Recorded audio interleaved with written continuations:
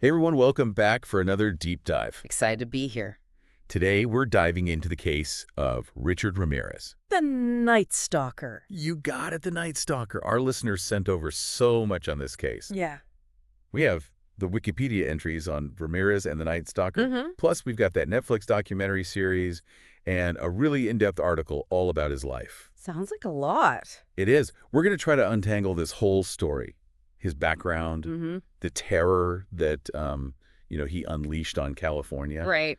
And eventually how the investigation brought him down. Okay. Now, given all your expertise on this topic, Yeah. what's like a perspective on Ramirez that you think most people miss when they think about the Night Stalker? Well, what makes Ramirez so fascinating is that, unlike most serial killers, his victims were incredibly random. Oh, wow. You see, most serial killers have a type, right? Right. A specific age, Yeah. gender, Mm-hmm. maybe even profession that they target. Yeah. But Ramirez, Yeah. his victims ranged from 9 years old to 83. Really? Crossing all sorts of racial, gender, and socioeconomic lines. Wow. It was like he had no preference whatsoever. Wow. And that must have made the fear just so much worse, right? Oh, absolutely. It wasn't just one community that was on edge. It felt like anyone could be his next victim. Exactly. And, it made the initial investigation incredibly challenging. Yeah. I mean, one day it's a shooting in a quiet suburb. Mm-hmm. The next day it's a brutal stabbing in a downtown apartment. Right. Trying to connect those dots without any clear pattern. Yeah. That was a nightmare for law enforcement. Oh, yeah. And the sources that we've been looking at mentioned that the media even struggled to link his crimes early on. Yeah. Because the victims and the methods were so varied. Right. We're talking about shootings, stabbings, bludgeonings. Yeah. It just adds another layer of horror to this whole thing. And we can't forget that sadistic element to his crimes. He didn't just kill. Yeah. He often tortured. Right. The case of Maxine Cesara, for example, is truly horrifying. Oh, gosh, yeah. He mutilated her body after death, even took her eyes. Wow. Survivors reported degrading, humiliating acts. Gosh. It suggests there was something more than just the act of killing driving him. Right. Right. His fascination with Satanism. Oh, yeah. So intriguing. Yeah. Do you think it was a genuine belief system for him? It's hard to say definitively, but there's evidence to suggest it was a blend of both. Oh, really? He demanded victims swear to Satan, left satanic symbols at crime scenes. What kinds of symbols are we talking about? Like inverted pentagrams. Yeah. Almost like he was staging these twisted rituals. Oh. But whether it stemmed from genuine belief or a desire to exert power, Right. it undoubtedly added to the public's fear. Oh, yeah. And, the media really seized on that whole angle. Absolutely. Nicknames like the Night Stalker, the Walk-in Killer, the Valley Intruder. Yeah. These all fed into this almost mythical image of him. Absolutely. The media played a huge role in shaping public perception of Ramirez, for better or worse. Right, right. But behind the headlines, Yeah. the investigation was slowly making progress. Yeah. They eventually caught him through a combination of ballistics, a rare shoe print, Oh, wow. and fingerprints. Wow. So they eventually got him through forensics. Mm-hmm. Now, you mentioned this was, back in the 80s. Yeah. How did they even use these techniques back then? Well, back in the 80s, forensic science wasn't nearly as advanced as it is today. Right. DNA profiling, for example, was in its infancy. Right. So investigators relied heavily on more traditional methods. Yeah. Ballistics experts would compare bullets and shell casings from different crime scenes to see if they were fired from the same weapon. Oh, wow. And with the shoe print, they found this specific Avia sneaker at multiple scenes. Ah. Apparently, it was a pretty uncommon model. Oh, really? At the time. Oh, wow. Which made it a valuable clue. So they were able to get a lot of information just from that shoe. Yeah, they were able to trace it back to a limited number of stores. Oh, wow. Which helped to narrow down their search considerably. Right. And then, of course, there were the fingerprints. Right. Which ultimately provided the definitive link to Ramirez. Right. So once they had a name and face, they released his mugshot to the public. Right. And that's what finally led to his capture. Exactly.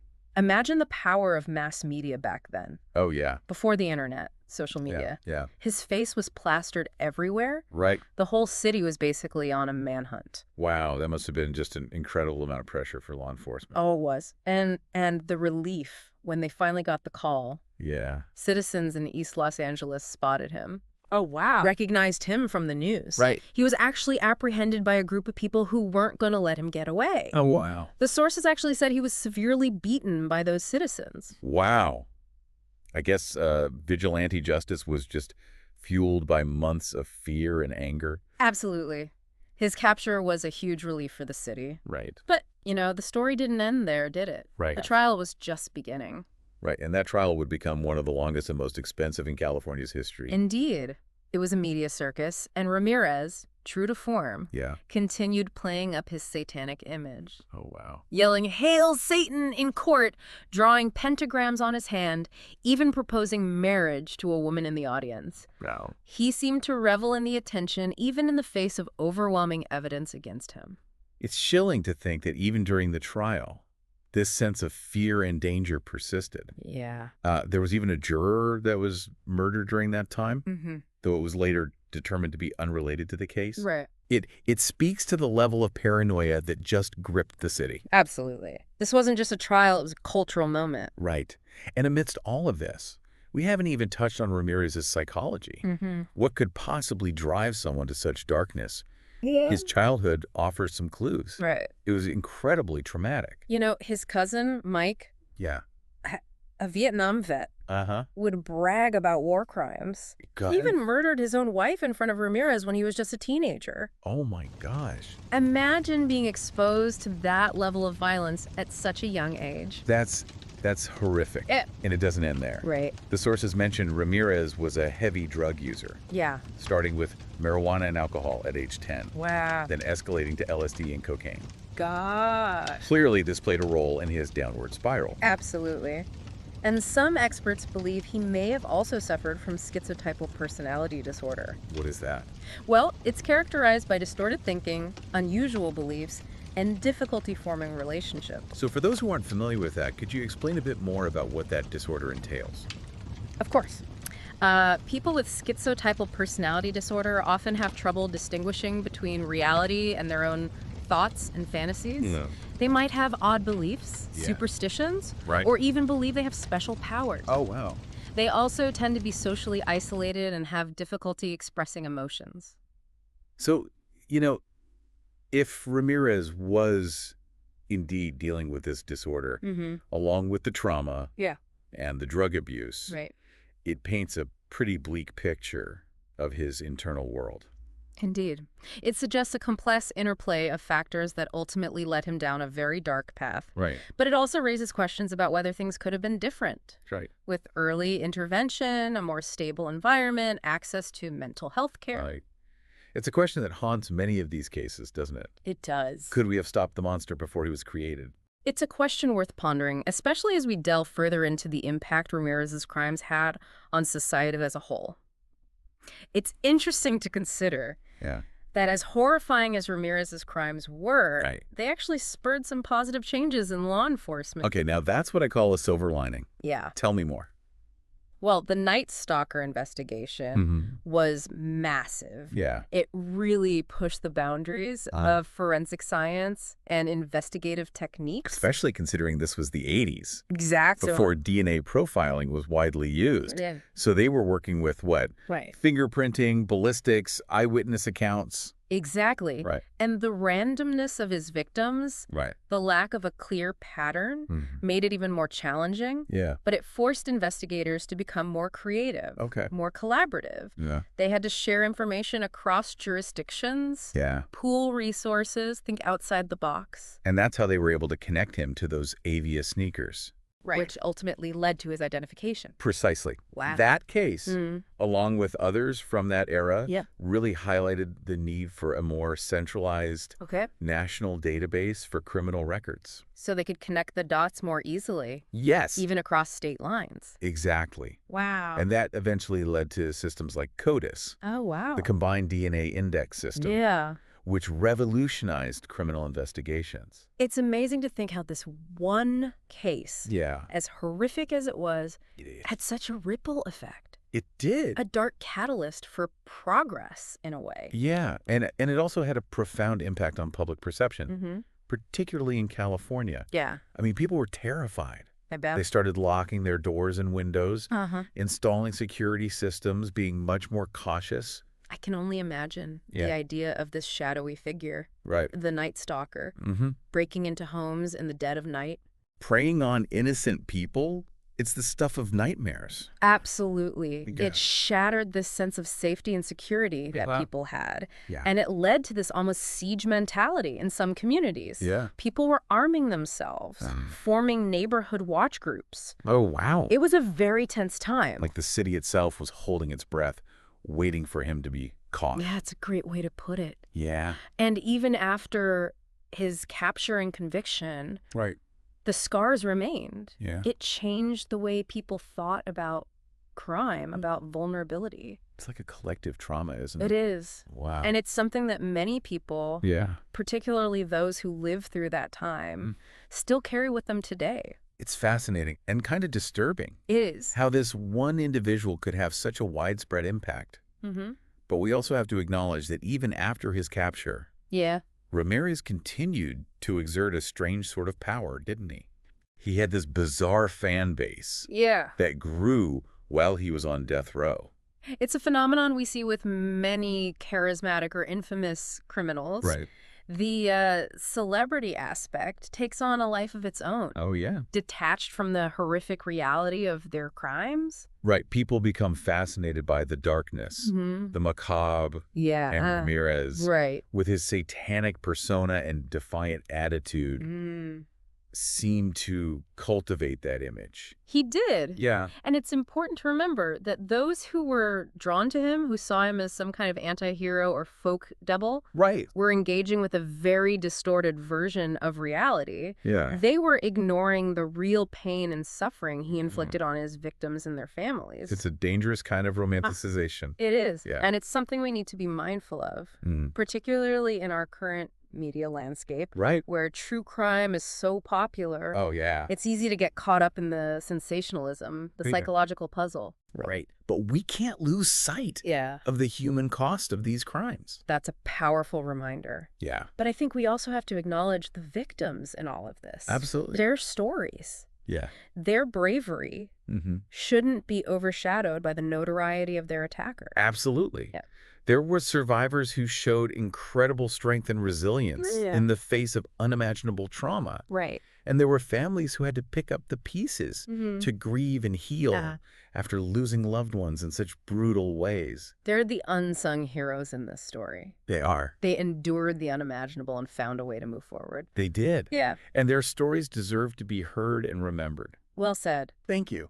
You know, as we've been discussing all this, what's really stood out to me is the media's role in shaping public perception of Ramirez. Yes, we touched on that earlier. It's a complex issue. On one hand, the media played a crucial role in catching him.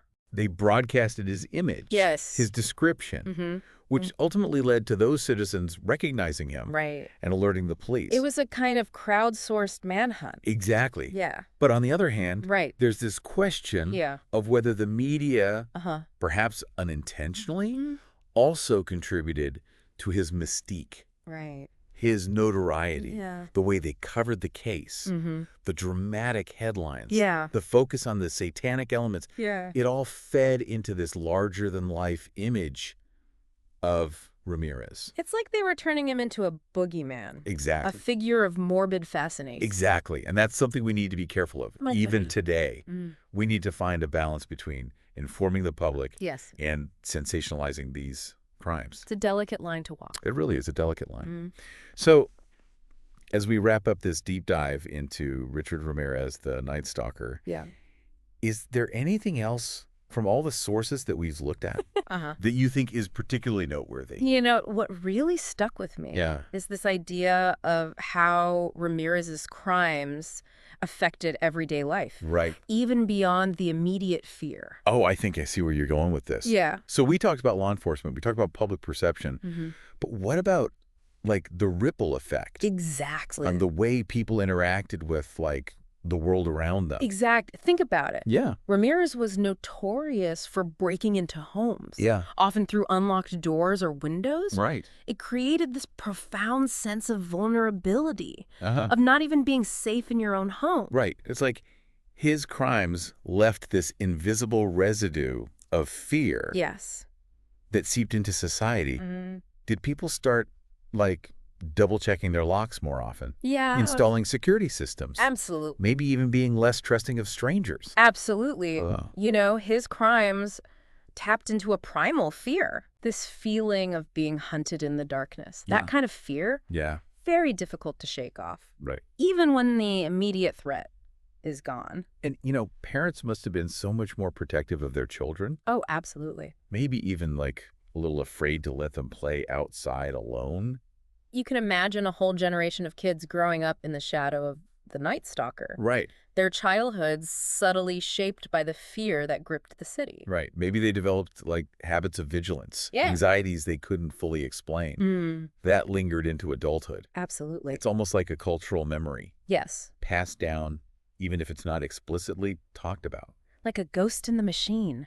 Wow. Shaping behaviors. Yeah. Perceptions. Right. In ways that we might not even realize. Wow, that's a chilling thought. It is. But also incredibly insightful. Yeah. It's amazing how a deep dive into one topic can lead to such profound reflections. That's the power of knowledge. Yeah. It's not just about the facts. Yeah. It's about making connections, seeing patterns, and understanding how even the darkest chapters of history can continue to shape our world. Absolutely. Richard Ramirez was clearly a product of his environment, a deeply troubled individual who committed unspeakable acts. Yeah.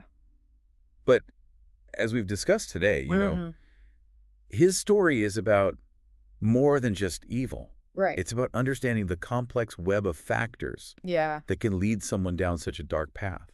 It's a story that prompts us to look beyond the headlines, to have empathy for the victims, and to work towards a world where such tragedies are less likely to happen. Well said. A huge thank you to you for sharing your expertise. Oh, of course. And for helping us untangle this complex case. Oh, it's my pleasure. And to our listeners, thank you for joining us on this deep dive. Until next time. Stay curious. Yes. Stay informed. Absolutely. And maybe double check those locks tonight.